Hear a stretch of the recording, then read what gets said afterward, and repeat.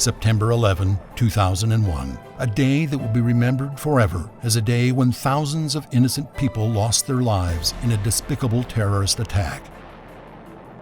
But for thousands of others, it will also be remembered as a day of miracles. Or was it just luck that saved the lives of so many people that day?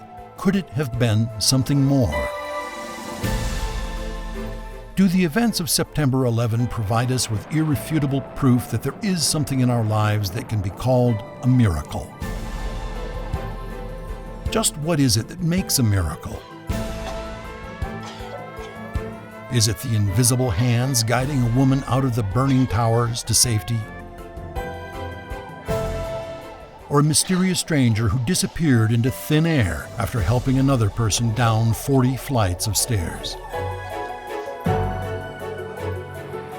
Two men were trapped on the 86th floor of one of the towers, yet they actually survived the building's collapse. Are these realities miracles or just the luck of the draw? Is there proof miracles actually do happen? As difficult as it is even today to choke back the tears and heartbreak for those who were lost, we are stunned by the realization that many thousands more were spared. And within that number are stories of amazing, even unexplainable circumstances that somehow made the difference between life and death.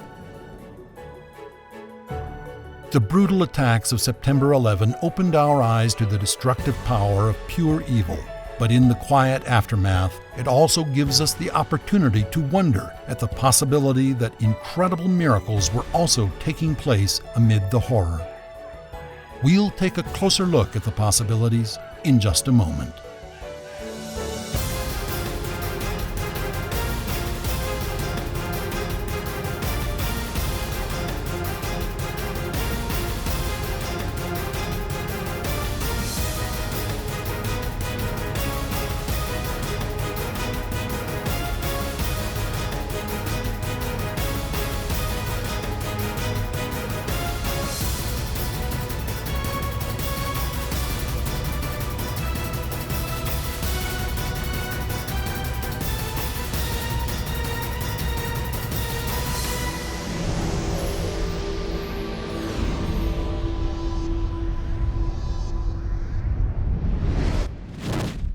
On September 11, 2001, thousands of people made their way to work at the World Trade Center's Twin Towers.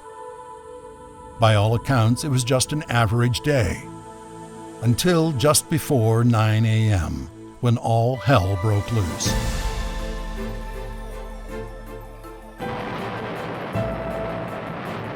Terrorists turned American jetliners into weapons of war, and the destruction that resulted was too unbelievable for words. When the planes hit the towers, thousands of people were trapped inside.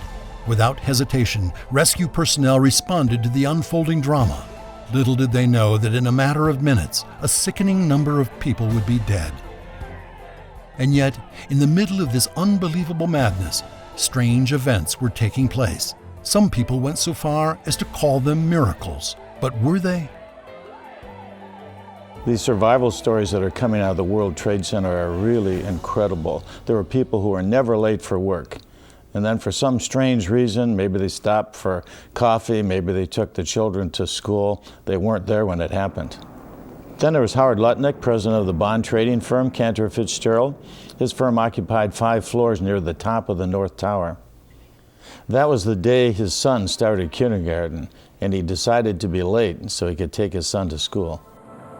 On any other day, the mundane events that kept people away from the Trade Center might have been called coincidence. But on September 11th, an extraordinary number of diversions saved hundreds of people from certain death. Why did they happen on that particular day? Was it simple luck, or do miracles, in fact, happen? When we talk about luck or chance, we're talking about fortuitous events or random occurrences. Is it possible that this is what happened at the World Trade Center?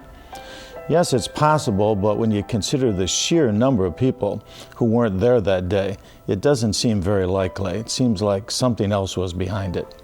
After all, a random occurrence is something that to all appearances has no specific pattern or purpose. And yet in this event, we see a pattern emerging. People who should have been in the Trade Center towers that day ended up being absent, either because of strange circumstances or their own uncharacteristic decision. Because of this, hundreds of lives were saved. Whose purpose was it? I don't think it's unreasonable to assume that it was God's purpose. Happy little unexpected surprises, that's what could be called luck. But in the total context here, there seems to be something more than luck, something miraculous. A miracle is an event that defies natural explanation. It's not a natural or normal occurrence. In short, a miracle takes what seems to be impossible and makes it possible, like a terminally ill person who is suddenly and inexplicably cured. A miracle goes beyond luck and enters into the realm of the unknown. Some say the unknowable, and that's an area where science is not willing to go. A miracle, by definition, is a one-time event, a singular occurrence that, by definition, is not repeatable. And in science, we have to be able to repeat something to see if it's real. So, miracles are not real. Is it true that the mere possibility of miracles flies in the face of scientific reason? Many people believe that in order to be considered rational, one must completely discount the possibility of divine intervention. If that's so, it would be difficult to explain several amazing events that transpired in Lower Manhattan on the morning of September 11th. Like the woman trapped in a smoke-filled hallway who was unable to find her way until a pair of unseen but very real hands grabbed hold of her and led her to safety.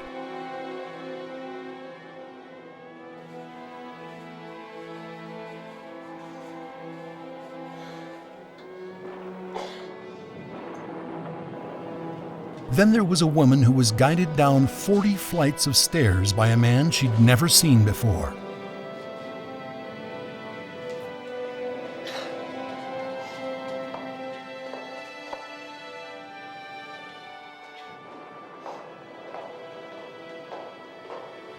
When the woman finally made it to safety, she searched in vain for the stranger who had been at her side the whole way down, but she found nothing but smoke. Can these and hundreds of other mysterious stories which emerged from the rubble of the World Trade Center be explained by mere luck? Or were they, in fact, miracles designed to save these lives? Most people are looking, when they see miracles, for something transcendent, something beyond the here and now, some deeper significance to the mundane, good and bad events of everyday life. And they're trying to graft onto that something that gives them additional meaning, when in fact we can get our own meanings from the kind acts that people perform and from the goodness of human nature. Skeptics would like us to believe that every event that came out of the World Trade Center was just a matter of random chance. The unseen hands that led a woman to safety could have been a heroic firefighter. The person who led another woman down 40 flights of steps could have been a good Samaritan that disappeared into the crowd. But some of the other stories that come out of the World Trade Center are just too fantastic to be attributed to luck. Seems like it's more reasonable to say that there was divine intervention involved. In the World Trade Center, 99% of the people who could survive did survive. That's 99% of the people below the plane crash. The first plane hit the North Tower at 8:46 a.m. on September 11th. It hit between the 93rd and the 98th floors. The 92nd floor had all of the stairwells disabled. Everyone from the 92nd floor above in the 110-story building died. But on the 91st floor, everyone lived. On the 90th floor, everyone lived. The line between life and death that day was really as straight as a steel beam. The second tower was hit 16 minutes later at 9:03. That plane hit between the 78th and the 84th floor. In the North Tower, all three stairwells were disabled. People couldn't get out. Your fate was sealed the moment the plane hit. In the South Tower, it was a little different. It hit at an angle, sideways, and it twisted at just the last minute. The result was that Stairway A, one of three, remained open from top to bottom, but only 4 people used it to get out. There were many other people in the stairways who could have used it, but they chose to go up in search of a helicopter rescue that was not possible that day. The others got out just before the building collapsed. 99% of the people below the plane crash line lived that day, which is pretty remarkable considering that there were fires, there was smoke, there was falling debris weighing tons. There was really a lot of ways to die that day, but amazingly most people escaped and avoided them. Is it possible that there was something more than luck that saved the lives of thousands of people on that tragic Tuesday in September? It's comforting to think so. But why is it that most scientists won't even consider the possibility that miracles occur?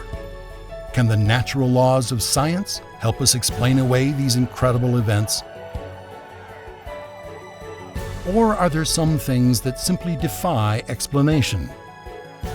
Do scientists find themselves in the awkward position of only believing in their own brand of miracles? In any case, if something miraculous wasn't going on, we're about to hear about two of the luckiest men who ever lived. Mind-boggling may be the only way to describe what happened at the World Trade Center towers the morning of September 11th, but the most miraculous story of all emerged in the first few hours after the attack, and the sheer impossibility of it inspired an entire nation. Will Himano and John McLaughlin were among 5 Port Authority officers racing through the underground concourse between the two towers looking for more rescue equipment. They filled a laundry cart with supplies and headed for the nearest freight elevator. But the first tower collapsed around them in a matter of seconds. 2 of the officers were killed instantly. As Officer Dom Pizzulo struggled to free his partners from the rubble, the second tower collapsed, killing him. Officers Jimeno and McLaughlin were buried alive under 1.2 million tons of steel, concrete, and debris. Trauma surgeon Ken Testa played a key role in the rescue effort, which occurred an incredible 14 hours after the towers collapsed. The ESU police started walking over to me and they said that they had found somebody trapped in the rubble at Ground Zero, and he may need his leg amputated in order to remove him, free him from the rubble. So we collected all our instruments and we jumped in the truck and they drove me to Ground Zero. I had gotten out and walked into the pile, and I just couldn't believe what I was seeing. The rubble pile, it had to be at least 75 to 80 feet high from the ground level. And there was a human chain of firemen with hoses and passing medical supplies up this human chain into the pile where they found this first Port Authority officer. And when I finally saw the first victim, I looked down at him and I asked him his name, and I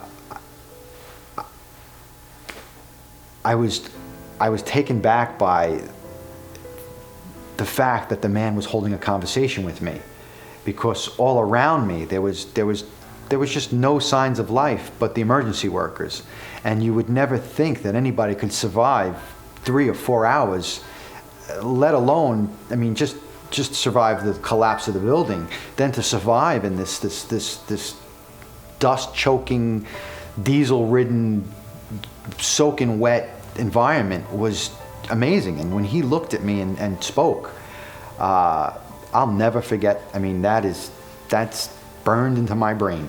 I asked him what his name was, and he looked up at me and told me his name. And I asked him, you know, where were you? And he told me where he was. And he says, how am I doing? And I said, you are the luckiest man in the world. It was miraculous that anyone survived the attacks on the World Trade Center on September 11th. How is it possible that not one, but 2 men could be buried under tons of twisted metal and debris and survive? Were the laws of the universe in perfect alignment? Or must we press beyond the boundaries of logic for an explanation? What are the chances that a man on the 78th floor of the World Trade Center could have survived the tragic events of that day, particularly if he was blind? Michael Hinkson was leading the training session for new employees when American Flight 11 crashed into the South Tower. Assisted by his guide dog, a yellow lab named Roselle, Hinkson was able to navigate 78 stories and emerge safely on the ground floor. Incredibly, Roselle remained calm and focused throughout the chaos, while Hinkson says that the sound of thunder usually immobilizes her in fear. Whether skeptics want to admit it or not, that's divine intervention.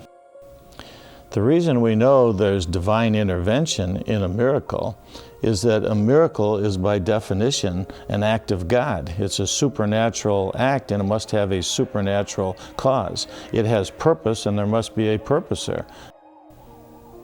About a week before September 11th, I was speaking to a Chinese Christian group from New York, many of whom worked in the World Trade Center. And so after the terrorist attack occurred, I contacted them and asked how they were doing, how many were saved, how many were lost, and I was told that the entire group had gone out to eat as a church group the night before. They all got sick, and so none of them appeared at work the next day. If we define a miracle as some supernatural happenings, there's no evidence that there were any miracles surrounding the 9/11 events. If there were miracles, it would be the miraculous nature of human kindness and how many people came through to help other people. I don't think there's anything supernatural about that. I think it's part of human nature. For hundreds of years, philosophers and scientists have maintained that miracles cannot occur in a world governed by the immutable laws of nature. But is that true? The amazing survival stories that have come out of the terrorist attacks on September 11th have many people wondering, is there something going on here that the experts are ignoring? Is the miraculous more than just a romantic concept? Strange as it seems, these odd coincidences, as skeptics like to call them, just keep right on happening to everyday people in everyday circumstances. 50 years before the attack on the World Trade Center, a similar, though much smaller, miracle took place. It too garnered national attention. Can the saving of all these lives also be explained away as simply good luck?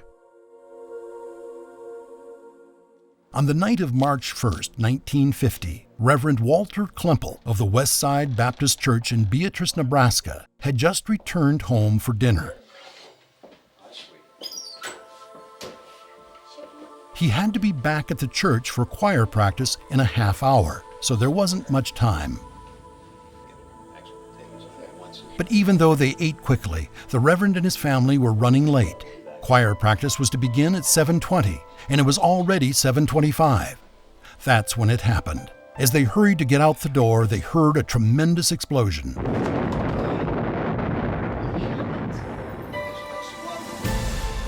The church building erupted into a massive fireball.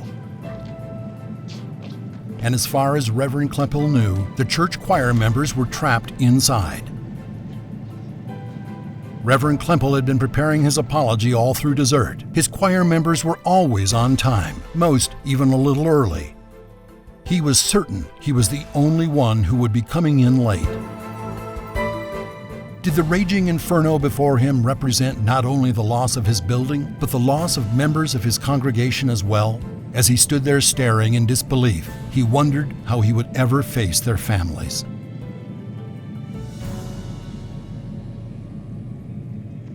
To the people of Beatrice, Nebraska, the huge explosion that rocked their small town on a comparable scale was not unlike the World Trade Center disaster. The loss of life, the Reverend was sure, would be disastrous to his community.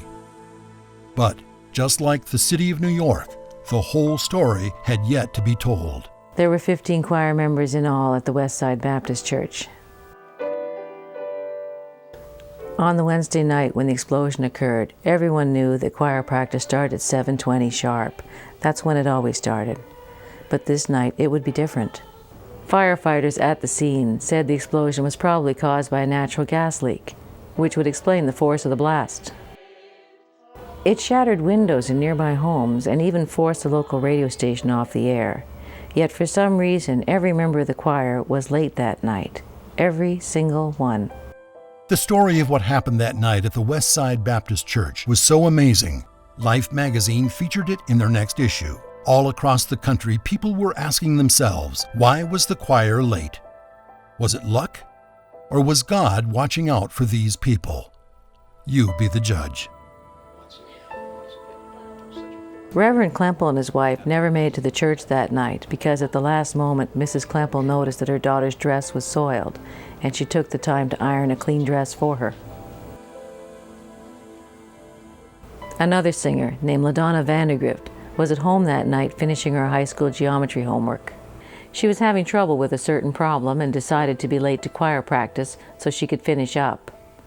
A few blocks away, 2 more choir members who normally shared a ride to practice were having car problems. They called LaDonna to ask for a lift and she agreed to pick them up. But she told them they'd have to wait until her homework was done. Another woman skipped choir practice that night because her mother needed help getting the house ready for a church meeting the next day. And on it went. One man got caught up in writing a letter and didn't realize the time. A woman fell asleep after dinner, and when her mother tried to wake her, she fell back asleep again. Both women were in the choir, and both were late.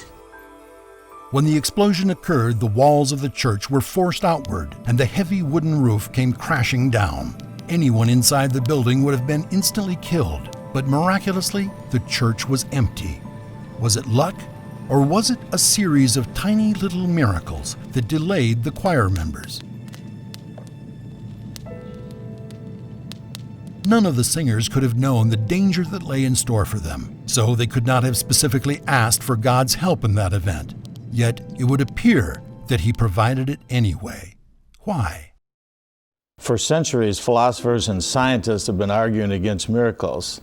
They say, first of all, that they're contrary to the laws of nature, and secondly, their singularities and natural laws are regular events. But what they forget is their own pet theories. Most scientists now believe that the entire universe began with a one-time explosion in which all space, time, and matter came into existence out of nothing. This is an event that's never been repeated, and there's no natural cause for it. So it has all the earmarks of a miracle. And if scientists can accept the Big Bang Theory, why can't they accept smaller miracles? I believe that many lives are saved every day by divine intervention. This should come as no surprise to us because God created life, and that's His way of protecting life. Of course, skeptics don't believe that God created life. Instead, they believe in some sort of spontaneous generation of life on Earth, a one-time event that has never been repeated and for which there is no known explanation within the laws of science. But they'd rather believe that than believe the miracle of divine creation. Is it possible that the information contained within every living creature belies the greatest miracle of all, life itself? And if that's true, how hard is it to accept the notion that there could be an intelligent designer of all life who has an interest in watching over His creation? Many scientists would have us believe that life itself is a result of random chance, but the proof of that assertion remains elusive.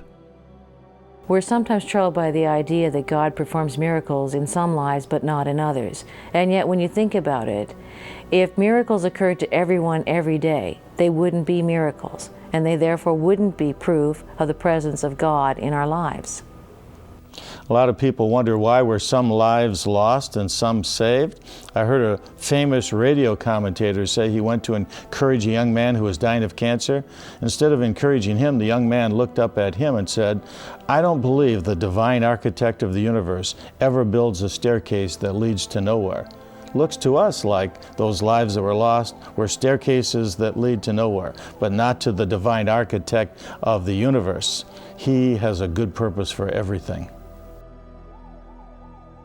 No one will ever forget the tragedy that took place on September 11th, nor will we forget the amazing stories of the people who survived, people who shouldn't have had a chance, and yet, by some miracle, they did. Or was it luck? Maybe.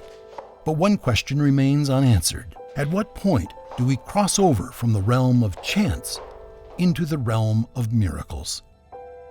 It's something to think about.